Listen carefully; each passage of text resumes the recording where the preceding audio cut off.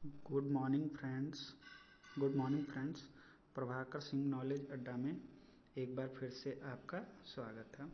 आज हम लोग क्लास 10th का एक चैप्टर है, कौन सा, कार्बन और उसके यौगिक।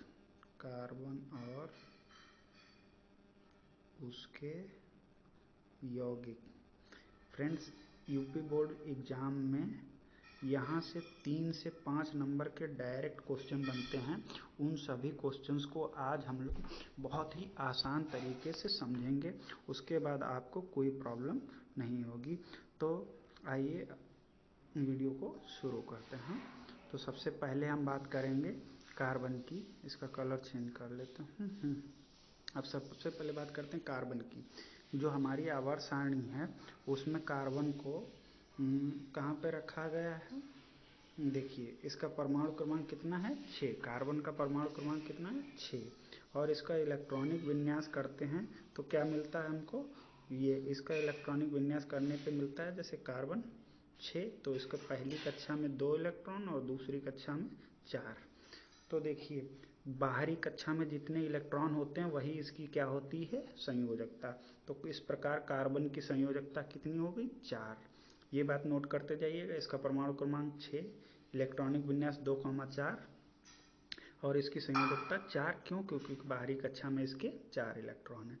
यानी संयोजकता के 4 होने का मतलब कार्बन जो है वो 4 बंध बनाता है। ये बात ध्यान रखिए, ठीक है। कार्बन कितने बंध बनाता है, 4 बंध।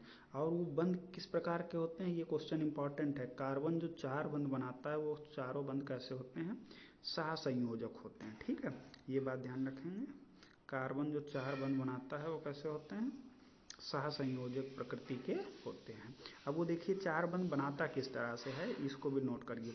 या तो हो सकता है वो क्या करे, 4 परमाणुओं के साथ अलग अलग बना ले, या फिर हो सकता है वो ऐसा करे, एक तरफ 2 बना ले और 2 अकेले अकेले बना ले। तीसरा हो सकता है वो 3 एक तरफ एक लोगों के साथ बना ले, एक अलग बना ले, ठीक है। तो ये वो 4 तरीके हैं। देखिए यहाँ पर लिखा भी गया है, कहाँ पे, ये देखिए इन तरीकों से वो बंध बना सकता है। यहाँ पर पहले केस में चारों सिंगल, फिर क्या हुआ, 2 एक डबल है और 2 सिंगल है, फिर दोनों डबल हैं, फिर एक तरफ 3 है और एक तरफ 1 है। इस तरह से कार्बन अपने संयोग साथ वाले परमाणुओं के साथ 4 बंध बना सकता है। अब देखिए जैसे जब कार्बन जो है वो 4 बंध जब बनाता है तो कुछ इस प्रकार से बनाता है। तो इसमें क्या होता है कि कोई 2 बॉन्ड के बीच का देखेंगे आप, कोई 2 बंध के बीच में देखेंगे तो यहाँ पे कोण बनता है, और ये कोण पेपर में पूछा जाता है कितना होता है, 109 डिग्री 28 मिनट का होता है। वेरी इंपॉर्टेंट है, इस बात को देखेंगे कितना होता है, 109 डिग्री 28 मिनट। ये बहुत इंपॉर्टेंट है, यहाँ से बहुविकल्पीय क्वेश्चन कई बार परीक्षा में पूछा गया, ठीक है। तो पहले स्लाइड की इतनी चीज़ें थी जो हम लोगों को क्लियर हो गई कार्बन के बारे में। एक बार बेसिक रिवीजन करते हैं। परमाणु क्रमांक 6, इलेक्ट्रॉनिक विन्यास कितना है, 2,4, बंध संयोजकता 4, यानी ये 4 बंध बना जाएगा। चारों बंध कैसे होंगे, सहसंयोजक होंगे। 4 बंध किस किस तरीके से बना सकता है, ऐसे। वो बंधों के बीच का कोण कितना होगा, 109 डिग्री 28 मिनट, ठीक है। पहली स्लाइड कंप्लीट करने के बाद हम लोग दूसरी स्लाइड पर देखते हैं। अब देखिए कार्बन जो है अपना ये विन्यास प्राप्त कैसे करता है, ये बड़ा इंपॉर्टेंट है। देखिए इसको, कार्बन चतुर्संयोजी, यानी कार्बन की संयोजकता कितनी है, 4।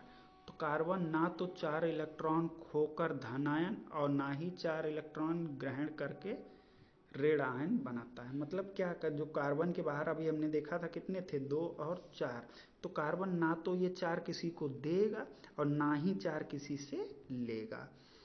अब ये क्या है, 4 अतिरिक्त इलेक्ट्रॉनों को धारण करना कार्बन के लिए बड़ा मुश्किल हो जाता है। ना अपने देगा ना किसी दूसरे से लेगा, क्योंकि ये उसके लिए मुश्किल काम होता है। तो अब देखिए कार्बन द्वारा 4 इलेक्ट्रॉनों खोने के लिए बड़ी ज़्यादा ऊर्जा की आवश्यकता होती है।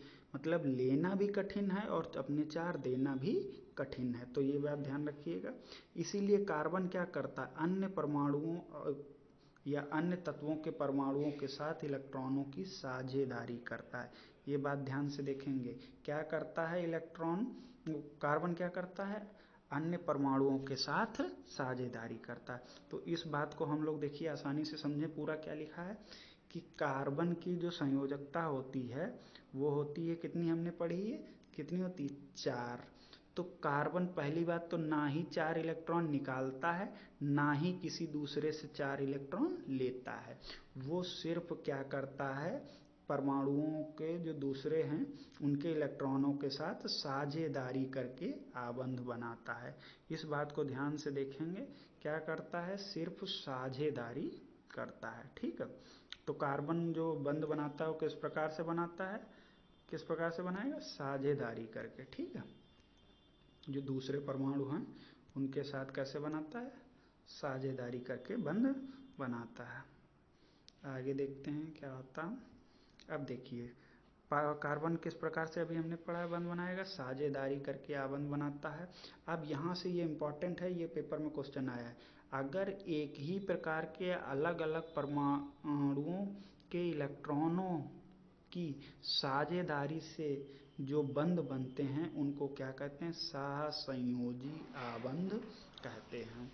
मतलब जैसे कोई एक परमाणु A है और दूसरा परमाणु ये तत्व B है, तो अगर इनके मध्य क्या साझेदारी हो रही इलेक्ट्रॉनों की, एक एक इलेक्ट्रॉनों की साझेदारी हो रही, तो यानी इनके बीच में एक बंध बनेगा और ये जो बंध बनेगा इस बंध को क्या कहेंगे, सहसंयोजी बंध। ठीक है, क्या कहेंगे, सहसंयोजी बंध।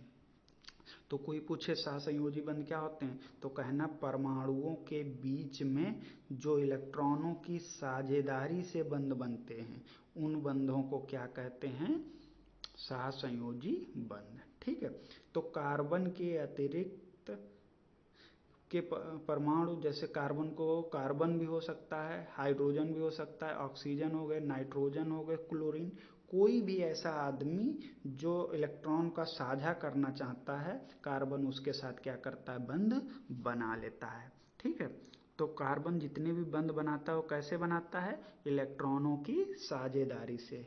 ठीक है, तो ये बात हम लोग ध्यान रखेंगे। सहसंयोजी बंध क्या होते हैं, अभी हम लोगों ने पढ़ा कि अगर साझे द्वारा जो बंध बनते हैं, इलेक्ट्रॉनों के साझे से, दो लोगों के बीच में इलेक्ट्रॉनों के साझे से जो बंध बनते हैं तो उन बंधों को हम लोग क्या कहते हैं, सहसंयोजी बंध कहते हैं। ठीक है, अब देखिए उसके आगे क्या, कैसे साझे से बनाते हैं इस चीज़ को हम यहाँ समझेंगे। ठीक है, तो ये देखिए यहाँ पर देखिए 2 हाइड्रोजन परमाणु हैं, उसको आसानी से हम लोग समझेंगे। 2 हाइड्रोजन परमाणु, एक ये है, तो हमको पता है हाइड्रोजन के पास 1 इलेक्ट्रॉन है। अब कोई भी परमाणु पहली कक्षा में वो कितने इलेक्ट्रॉन करना चाहता है, 2, दूसरी कक्षा में 8। तो हाइड्रोजन के पास एक ही कक्षा होती तो वो वहाँ क्या करना चाहता है, 2 इलेक्ट्रॉन, लेकिन हाइड्रोजन के पास तो एक ही होता है। तो अब देखिए दूसरा हाइड्रोजन आया, वो भी क्या है, एक ही इलेक्ट्रॉन लेके आया। तो इसका देखिए कलर चेंज करके दिखाते हैं, इसका इलेक्ट्रॉन ये रहा। तो इन लोगों ने आपस में क्या सोचा कि अगर हम लोग इलेक्ट्रॉनों की साझेदारी कर लें तो फिर हम लोगों के पास 2 इलेक्ट्रॉन हो जाएंगे। तो इन लोगों ने अपना अपना एक एक इलेक्ट्रॉन रख दिया। तो अब देखिए क्या हुआ, इस हाइड्रोजन के 2 इलेक्ट्रॉन दिखने लगे और उसी तरह देखिए इस वाले हाइड्रोजन के भी दोनों इलेक्ट्रॉन दिखने लगे। तो इस तरह से इन लोगों ने कितने कितने इलेक्ट्रॉनों की साझेदारी करी, इन लोगों ने करी है एक एक इलेक्ट्रॉनों की साझेदारी। तो देखिए यही हाइड्रोजन हाइड्रोजन के बीच में एक बंध बन गया। ये बार बार बना रहे हैं इसलिए है, कितना, एक ही बंध है। ठीक, तो कितने बंध बन गया, एक बंध गए। और ये बंध किस प्रकार का है, सहसंयोजी बंध, ये बात ध्यान रखेंगे। ठीक है, आराम से इसको समझेंगे कि हाइड्रोजन के बाहर एक था और जो छोटे तत्व हैं वो पहली कक्षा में 2 इलेक्ट्रॉन रखते हैं, तो इसको 2 करने के लिए एक की चाहिए थी, 1 इलेक्ट्रॉन चाहिए था। तो ये वाले हाइड्रोजन ने क्या कहा कि 1 इलेक्ट्रॉन हमारे पास है, 1 तुम्हारे पास, चलो हम लोग साझा कर लेते हैं। तो उन्होंने बीच में रख दिए, देखो इसके भी 2 दिखने लगे और इसके भी 2 दिखने लगे। ठीक है, चलिए एक नेक्स्ट स्लाइड में एक और एग्जाम्पल से समझते हैं। देखिए ऑक्सीजन के बारे में इस बार पढ़ते हैं हम लोग। तो देखिए सबसे पहले ऑक्सीजन की बात करते हैं। ऑक्सीजन का परमाणु क्रमांक कितना, 8। लिखेंगे कैसे, 2,6। तो ऑक्सीजन को क्या चाहिए, इसको 2 इलेक्ट्रॉनों की कमी है, बाहरी कक्षा में कितने करने होते हैं, 8। तो इसको कितने चाहिए, 2 इलेक्ट्रॉन। तो एक ऑक्सीजन बनाया, इसको 2 इलेक्ट्रॉन चाहिए, यानी ये किसी के साथ भी साझा करेगा तो 2 इलेक्ट्रॉन ये कहेगा भैया बीच में रखो 2 इलेक्ट्रॉन, ठीक। तो ये लो। अगर इसी तरह से एक दूसरा ऑक्सीजन होता, मान लिया हमने हरे कलर का ये ऑक्सीजन बना लिया, इसके बाहर भी कितने इलेक्ट्रॉन होंगे, टोटल इलेक्ट्रॉन इसके पास कितने हैं बाहरी कक्षा में, 6। ये हमने 6 इलेक्ट्रॉन बना लिए, ठीक। इसके ये 6 इलेक्ट्रॉन हो गए। और इसके देखते हैं पीले हरे वाले के, इसके पास भी बाहरी कक्षा में कितने इलेक्ट्रॉन होंगे, 6। देखिए तो इसने भी 6 बना लिए। अब ये लोग साझा कितने कितने का करेंगे, 2-2 इलेक्ट्रॉनों का। तो अब देखिए इन्होंने 2 इलेक्ट्रॉनों को साझा करा तो इस ऑक्सीजन के पास कितने हो गए, 2, 4, 6 और ये 2 मिला के 8। इसी तरह अगर ये वाला साझा करे तो इसके भी देखिए कितने हो गए, 8। तो यहाँ पे हम देख रहे हैं जितने इलेक्ट्रॉनों का साझा करता है उतने ही उनके बीच में बंध बनाते। एक परमाणु कितने का साझा किया, 2 का, तो यानी इनके बीच में कितने बंध बने, 2 बंध बने, ठीक है। कितने बंध बने, 2, सही। तो ये देखिए 2 बंध हम लोगों ने बना लिए। तो यहाँ पर भी आप देख सकते हैं एक हाइड्रोजन का परमाणु है, उसके पास कितने 6 हैं, दूसरे के पास भी 6 ऑक्सीजन का। तो इन लोगों ने कितने का किया, देखिए 2-2 का साझा किया, तो वही यहाँ पर देखिए इनके बीच में कितने बंध हैं, 2 बंध बने। तो इस तरह से आप क्या कर सकते हैं, और ढेर सारे परमाणुओं का वो ये स्ट्रक्चर बना बना के चेक कर सकते हैं, सही है। तो आपके लिए होमवर्क है, आप किसका किसका बनाएंगे, ये चीज़ अभी हम लोग लिख रहे हैं। पहला काम क्या करेंगे आप, N2 नाइट्रोजन का बनाएंगे। तो N2 है, मतलब क्या होगा, 2 नाइट्रोजन है और नाइट्रोजन कितने बंध बनाएगा, 3। तो आपको इसमें क्या करना है, इसका स्ट्रक्चर बनाना है, उसमें 3 इलेक्ट्रॉनों का साझा करवाएंगे, ठीक है। चलिए एक बार दिखा देते हैं आपको। देखिए नाइट्रोजन परमाणु, हमको पता है नाइट्रोजन का नंबर कितना होता है, 7। तो इसको कैसे लिखते हैं, 2,5। तो देखिए नाइट्रोजन के बाहर यहाँ कितने इलेक्ट्रॉन बनाएंगे, इसमें देखिए 5 बनाए। तो ऐसे एक दूसरा नाइट्रोजन परमाणु, उसमें भी कितने, 5। तो नाइट्रोजन के 5 हैं, तो इसको 8 करने के लिए कितने इलेक्ट्रॉन चाहिए, 3। यही तो 3 चाहिए, कितने चाहिए, 3। तो ये क्या करेगा, 3 इलेक्ट्रॉनों का साझा करेगा। तो एक नाइट्रोजन परमाणु, दूसरा नाइट्रोजन, इन लोगों ने देखो बीच में कितने रखे हैं, 3-3। तो यही कारण है कि नाइट्रोजन के लिए यहाँ पे कितने बने हैं, 3 बॉन्ड बनाए गए, ठीक है। चलिए नेक्स्ट स्लाइड में हम बात करते हैं एक और। अभी तक हम लोगों ने पढ़ा वो जो था कि एक ही जैसे परमाणु थे, जैसे हम लोगों ने पढ़ा O2 जिसमें ऑक्सीजन 2 बॉन्ड बनाता था दूसरे ऑक्सीजन, N2 पढ़ा जिसमें नाइट्रोजन दूसरे के साथ 3 बॉन्ड बनाता था, H2 पढ़ा जिसमें हाइड्रोजन किसी दूसरे हाइड्रोजन के साथ 1 बनाता था। अब हम लोग यहाँ पे क्या पढ़ेंगे, ये चीज़ देखिएगा, इसमें क्या होगा कि जो भी अलग अलग परमाणु हैं वो किस तरह से बंध बनाते हैं, ठीक है। तो ये देखिए, जैसे हमको अब की पढ़ना है स्ट्रक्चर किसका, H2O का। किसका पढ़ना है, H2O का। ये बात ध्यान से देखिएगा, H2O को पढ़ना है। तो H2O में क्या है कि हमको पहले सेंट्रल एटम को देखना है, ये है ऑक्सीजन। ऑक्सीजन बना लिया, ऑक्सीजन के बाहर कितने इलेक्ट्रॉन हैं, यहाँ देखिए कितने हैं, 6। ऑक्सीजन के बाहर कितने हैं, 6, क्योंकि ऑक्सीजन का जो नंबर होता है 8 होता है और लिखा कैसे जाता है, 2,6। तो इसके बाहर कितने, 6, और इसको करने कितने हैं, यहाँ करने कितने, 8। यानी 8 करने के लिए इसको 2 इलेक्ट्रॉन और चाहिए। वो 2 इलेक्ट्रॉनों का ये साझा करता है किसके साथ, 2 हाइड्रोजन परमाणुओं के साथ। तो एक हाइड्रोजन इधर बना लिया, एक हाइड्रोजन इधर बना लिया। अब देखिए हाइड्रोजन के पास तो एक ही इलेक्ट्रॉन होता है, तो वो उसका हमने बना दिया। ऑक्सीजन के बाहर कितने इलेक्ट्रॉन हैं, 6।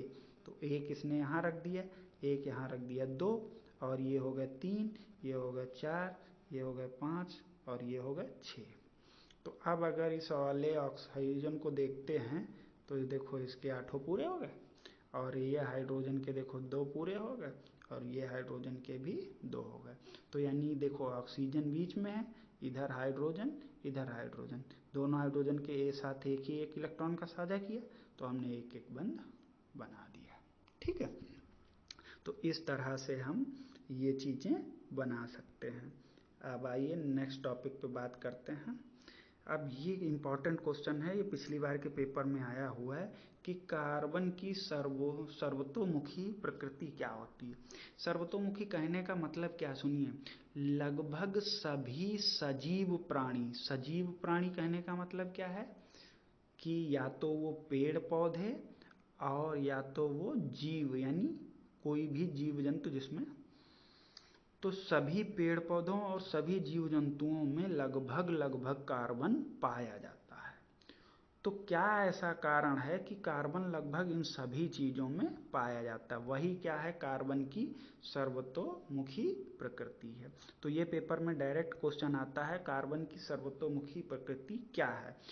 तो देखिए, कार्बन के पास विशेष क्षमता है। वैसे तो आवर्त सारणी में कितने 118 तत्व हैं, लेकिन उनमें से कार्बन के इस विशेष गुण के कारण इसको अलग पूरी बुक में पढ़ा जाता है, जिसको हम लोग कहते हैं कार्बनिक रसायन। ठीक है, क्या कहते हैं, कार्बनिक रसायन। तो सोचिए, एक अकेले तत्व और उससे बनने वाले यौगिकों को पूरा अलग पढ़ा जाता है, बाकी 117 एक तरफ। तो देखिए, कार्बन के सोचिए कितने यौगिक होते होंगे। तो ऐसे यही इसके यौगिक क्यों बनते, मतलब ये इतने ज़्यादा यौगिक क्यों बनाता है, वही चीज़ समझ आइए यहाँ पे। क्या कि इसके पास पहला गुण होता है श्रृंखलन का। तो श्रृंखलन का गुण क्या होता है, देखिए, कार्बन कैसे बंध बनाता है, सहसंयोजी बंध बनाता है। तो ये क्या करता है ना कि दूसरा कार्बन भी मिल गया तो उसके साथ सहसंयोजी बंध बना लेगा, एक और मिल गया तो एक और बना लेगा। ऐसे आपस में कार्बन परमाणु ही ढेर सारे जुड़ते चले जाएंगे और एक लंबी श्रृंखला बना लेंगे। देखिए, कार्बन कार्बन परमाणुओं के बीच कौन सा बंध होता है, सहसंयोजी बंध। हमने अभी पढ़ा ना, साझेदारी से बनने वाले बंध सहसंयोजी बंध। तो कार्बन कार्बन परमाणुओं के बीच में जो कौन से बंध होते हैं, सहसंयोजी बंध होते हैं। तो ये जो कार्बन परमाणु है दूसरे कार्बन परमाणु से सहसंयोजी बंध से जुड़ते चले जाते हैं और क्या, एक लंबी श्रृंखला बना लेते हैं। अब देखिए, ये जरूरी नहीं सीधी सीधी बने, क्या है, अगर इसको एक कोई और मिल गया तो कहेगा नीचे तुम भी लटक जाओ, यहाँ मिल गया तो कह देगा यहाँ तुम भी लटक जाओ। मतलब जरूरी नहीं है कि सीधा सीधा ही चले, इसमें शाखाएं भी हो सकती हैं। तो देखो, एक लंबी श्रृंखला बना के, शाखित मतलब जिसमें ढेर सारे दाएं बाएं भी लोग जुड़े हों, शाखाएं बना के। और ये देखिए, केवल यहीं पे नहीं रुकता है, क्या क्या बात कही है, देखिए कैसे कैसे समझिए।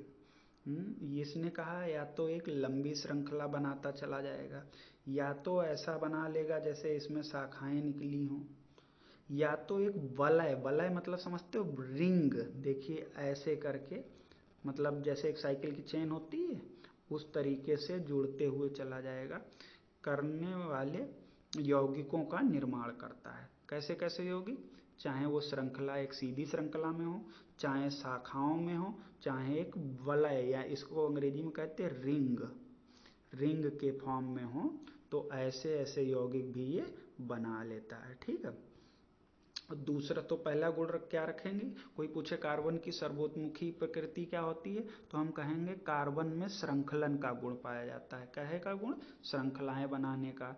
तो श्रृंखलाएं वो सीधी भी हो सकती हैं, वो शाखाओं वाली भी हो सकती हैं, और वो वलय के आकार की भी हो सकती हैं। दूसरा क्या है, कार्बन की संयोजकता कितनी होती, 4।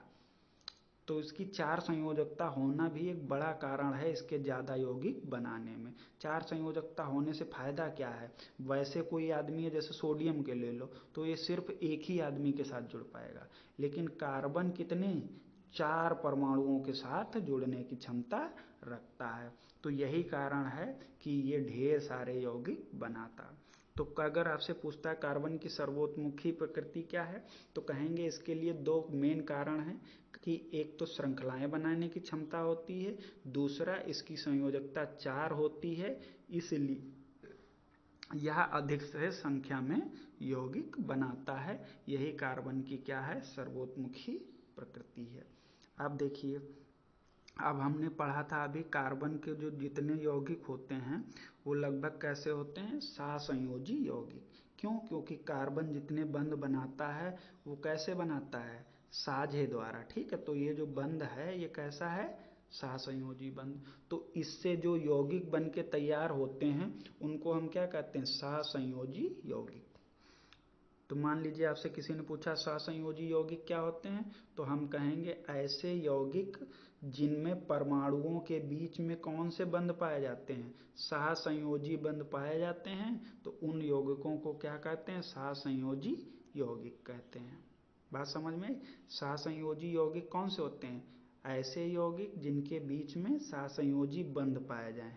कौन से बंध, सहसंयोजी बंध अगर हैं तो इन यौगिकों को हम क्या कहेंगे, सहसंयोजी यौगिक। ठीक है, देखिए एक उदाहरण से समझाते हैं।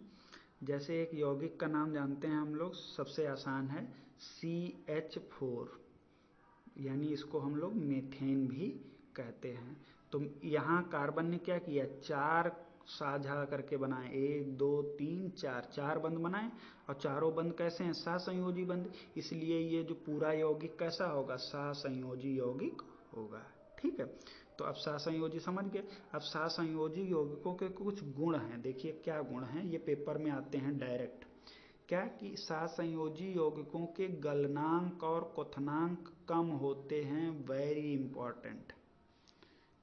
क्या है, सहसंयोजी यौगिकों के गलनांक और क्वथनांक कम होते हैं। अब वो बता रहा है क्यों कम होते हैं, क्योंकि इनके बीच में अंतरा अणुक बल बहुत कम होता है। जैसे एक कोई यौगिक है सहसंयोजी यौगिक ए, दूसरा है बी। ठीक है, तो इनके बीच में जो बल लग रहा है वो बहुत कम होता है। ठीक है, जिसके कारण क्या होता है, इनका गलनांक और क्वथनांक काफी कम होता है। ठीक, तो अब दूसरा देखिए, दूसरा पॉइंट क्या है, सहसंयोजी यौगिक विद्युत के कुचालक होते हैं क्योंकि इलेक्ट्रॉनों के बीच कोई आवेशित कण नहीं होते हैं। देखिए जैसे सोडियम है, तो सोडियम का इलेक्ट्रॉनिक विन्यास होता है 2 8 1। तो सोडियम क्या करता है, अपना ये एक इलेक्ट्रॉन निकाल देता है, जिसके कारण इस पर क्या आ जाता है, प्लस आवेश आ जाता है और ये आवेशित हो जाता है। और वहीं दूसरी तरफ देखिए कौन है, सोडियम, वो कार्बन है। कार्बन के बाहर कितने होते हैं, 2 4। तो ये चारों में से अपना कोई भी इलेक्ट्रॉन निकालता नहीं है, ये चारों को क्या करे रहता है, अपने चारों को बनाए रखता है, किसी को ना देता है ना किसी से लेता है, सिर्फ साझा करता है, जिसके कारण इस पे कोई आवेश आता ही नहीं है। तो जब आवेश नहीं होता है तो वहाँ कोई भी चीज, इलेक्ट्रॉन जो हैं वो होते ही नहीं, मतलब फ्री इलेक्ट्रॉन होंगे ही नहीं, तो वो चीज़ें कैसी हो जाएंगी, विद्युत की कुचालक हो जाएंगी। ठीक है, आइए नेक्स्ट बात करते हैं, वेरी इंपॉर्टेंट। ये है, ये बड़ा अच्छा प्रश्न बनता है कि हाइड्रोकार्बन क्या है, ये डायरेक्ट क्वेश्चन बनता है कि हाइड्रोकार्बन क्या है। तो इसकी आसान सी परिभाषा देखिए, इससे आसान कोई परिभाषा ही नहीं। कार्बन और हाइड्रोजन से बने यौगिकों को ही क्या कह देते हैं, हाइड्रोकार्बन कहते हैं। ये मिसप्रिंट है, क्या कहते हैं, हाइड्रोकार्बन कहते हैं। यानी कार्बन और हाइड्रोजन। ठीक, कोई पूछे हाइड्रोजन क्या होते हैं, तो कार्बन और हाइड्रोजन को मिला के बनने वाले यौगिक क्या होंगे, हाइड्रोकार्बन होंगे। वेरी इंपॉर्टेंट क्वेश्चन है, हाइड्रोकार्बन क्या है, तो हाइड्रोकार्बन कार्बन और हाइड्रोजन से बनने वाले यौगिक को क्या कहते हैं, हाइड्रोकार्बन कहते हैं। ठीक है, तो देखिए यहीं पे कभी कभार क्वेश्चन डायरेक्ट पूछता है कि आपसे पूछेगा क्या ये बताइए ये एक हाइड्रोकार्बन है, तो देखिए यहाँ सिर्फ कार्बन है और हाइड्रोजन है, तो यही तो ये कह रहा है कार्बन और हाइड्रोजन से बना हो, तो हाँ ये कार्बन और हाइड्रोजन से बना है इसलिए ये हाइड्रोकार्बन है। ठीक, दूसरी बात समझिए यहाँ पे, जैसे यही कह दे CH2 डबल बॉन्ड CH2, पूछे क्या ये हाइड्रोकार्बन है, तो यहाँ देखिए कार्बन हाइड्रोजन कार्बन हाइड्रोजन, तो सिर्फ कौन है, कार्बन है और हाइड्रोजन है, यानी ये भी हाइड्रोकार्बन है। सही, तो अगर ये भी हाइड्रोकार्बन है तो फिर कौन से होंगे जो हाइड्रोकार्बन नहीं है, तो आइए इस बात को समझते हैं। ठीक है, चलो देखते हैं इसको। अब देखिए, अब जैसे अगर कोई आपको लिख दे CH3OH, किसी ने ये लिख दिया क्या CH3OH, पूछे ये हाइड्रोकार्बन है, तो यहाँ देखिए कार्बन है, यहाँ देखिए हाइड्रोजन है और ऑक्सीजन भी है, लेकिन हाइड्रोकार्बन की परिभाषा क्या होती है, वो सिर्फ किससे बने होने चाहिए, कार्बन और हाइड्रोजन से, ऑक्सीजन का वहाँ कोई काम नहीं है, लेकिन यहाँ तो ऑक्सीजन है, इसीलिए यह यौगिक हाइड्रोकार्बन नहीं है। तो इसका निष्कर्ष क्या निकला, अगर कार्बन और हाइड्रोजन के अलावा कोई आदमी आ जाता है तो वो यौगिक हाइड्रोकार्बन नहीं होगा। मान लिया किसी ने लिख दिया CH3Cl, क्या ये हाइड्रोकार्बन है, नहीं, क्योंकि यहाँ Cl शामिल हो गया, तो अब ये हाइड्रोकार्बन नहीं रह गया। तो ये बात समझ में आई, हाइड्रोकार्बन होने के लिए सिर्फ उस पूरे स्ट्रक्चर में दो ही लोग होने चाहिए, एक कार्बन और दूसरा हाइड्रोजन। ठीक, नेक्स्ट बात करते हैं हम कि हाइड्रोकार्बन कितने तरीके के होते हैं। तो इस चीज़ को समझिए, हाइड्रोकार्बन कितने तरीके के होते हैं, तो इसको हम लोग चर्चा करते हैं। हाइड्रोकार्बन देखिए दो तरीके के होते हैं, पहले हाइड्रोकार्बन को संतृप्त हाइड्रोकार्बन और दूसरे हाइड्रोकार्बन को असंतृप्त हाइड्रोकार्बन कहते हैं। वेरी इंपॉर्टेंट है, हाइड्रोकार्बन कितने प्रकार के होते हैं, दो प्रकार के होते हैं, संतृप्त हाइड्रोकार्बन और असंतृप्त हाइड्रोकार्बन। पेपर में डायरेक्ट क्वेश्चन आता है संतृप्त हाइड्रोकार्बन किसे कहते हैं, ऐसे ही आता है दूसरा असंतृप्त हाइड्रोकार्बन किसे कहते हैं, या तो पूछ देगा कि संतृप्त और असंतृप्त में अंतर बताओ। ठीक है, तो हम लोग एक एक करके डिस्कस करते हैं, देखिए क्या होता है। इसको इरेज करते हैं, एक मिनट, अरे ये क्या हो रहा है। ठीक है, तो देखिए हम लोग डिस्कस करते हैं कि संतृप्त हाइड्रोकार्बन के लक्षण क्या होते हैं। पहली बात, किन हाइड्रोकार्बन को हम संतृप्त कहेंगे, अगर जैसे कोई यौगिक है उसमें क्या है, उसके बीच में सिर्फ एकल बंध है, जितने भी कार्बन जुड़े हुए हैं, जैसे मान लिए 3-4 ले लिए, उनके बीच में अगर सिर्फ एक बंध बना हुआ है, कार्बन कार्बन के बीच में सिर्फ एक बंध है, एक से ज़्यादा नहीं, कार्बन कार्बन के बीच में देखेंगे अगर वहाँ पे एक बंध बना हुआ है तो उस हाइड्रोकार्बन को हम क्या कहेंगे, संतृप्त हाइड्रोकार्बन। और दूसरी बात यहाँ देखिए, जैसे अगर कोई 2-3 कार्बन हैं, उनमें से कहीं एक जगह पर भी दो बंध आ गया, देखिए इसको देखिए यहाँ, जैसे कि इस जगह पे देखिए क्या हुआ, यहाँ कितने बंध हैं, दो बंध आ गए ना, तो ये वाला कौन सा हो जाएगा, असंतृप्त हाइड्रोकार्बन। मतलब समझ में आया, सीधा सा मतलब है, अगर कार्बन कार्बन के बीच में एक बंध बना हुआ है तो वो हो जाएगा संतृप्त, और कार्बन कार्बन के बीच में दो बने हों या कार्बन कार्बन के बीच में 3 बने हों तो वो कौन सा हो जाएगा, असंतृप्त हो जाएगा। आसानी से समझ गए। देखिए क्या है, तो जैसे अगर हम आपको एक उदाहरण दें, हम कहें एक यौगिक को, जैसे ये लिखा है CH3 CH2 और CH3, ठीक है, हम पूछें ये संतृप्त है या असंतृप्त, तो देखिए यहाँ पे एक बंध है और यहाँ पर एक बंध है, तो एक बंध तो इसके अंदर होता है, यानी ये कैसा है, संतृप्त है। ठीक, तो अब देखिए दूसरा एग्जाम्पल लेते हैं, जैसे कि हम दूसरा एग्जाम्पल लेते हैं, तो इसमें हम देखते हैं, क्या देखते हैं कि जैसे CH3 CH double bond CH2 और CH3, ठीक, तो कोई पूछे ये संतृप्त है या असंतृप्त, तो यहाँ तक सिंगल है, यहाँ भी सिंगल है, लेकिन बीच में देखो ये क्या आ गया, डबल, और अगर एक भी जगह डबल या ट्रिपल आ जाए तो वो कौन सा हो जाएगा, असंतृप्त। ठीक, तो संतृप्त और असंतृप्त में पहला अंतर समझ में आया कि अगर हम कहेंगे कि कोई संतृप्त हाइड्रोकार्बन है तो वहाँ सिर्फ क्या होगा, एकल बंध होगा। ठीक, और अगर हम कहें उसके बाद देखिए असंतृप्त में, संतृप्त में क्या उदाहरण कौन है, सिर्फ जितनी भी एल्केने हैं वो सब किसके उदाहरण है, संतृप्त के, और जितनी एल्कीन और एल्काइन यानी डबल बॉन्ड वाले और ट्रिपल बॉन्ड वो सब किसके उदाहरण हैं, असंतृप्त के। और उसके बाद संतृप्त वालों का सूत्र याद कर लेंगे, ये लिखा है CnH2n+2, ये उदाहरण किसका है? संतृप्त हाइड्रोकार्बन या कहो एल्केन का, किसी का भी कह सकते हो।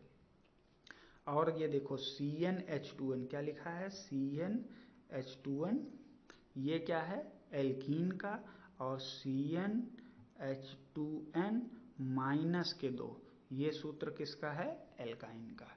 ठीक है, नेक्स्ट वीडियो में हम पढ़ेंगे कि ये सूत्र से फॉर्मूला बनाते कैसे हैं। ठीक है, तो इतना वीडियो आज यहीं पे रोकते हैं। धन्यवाद।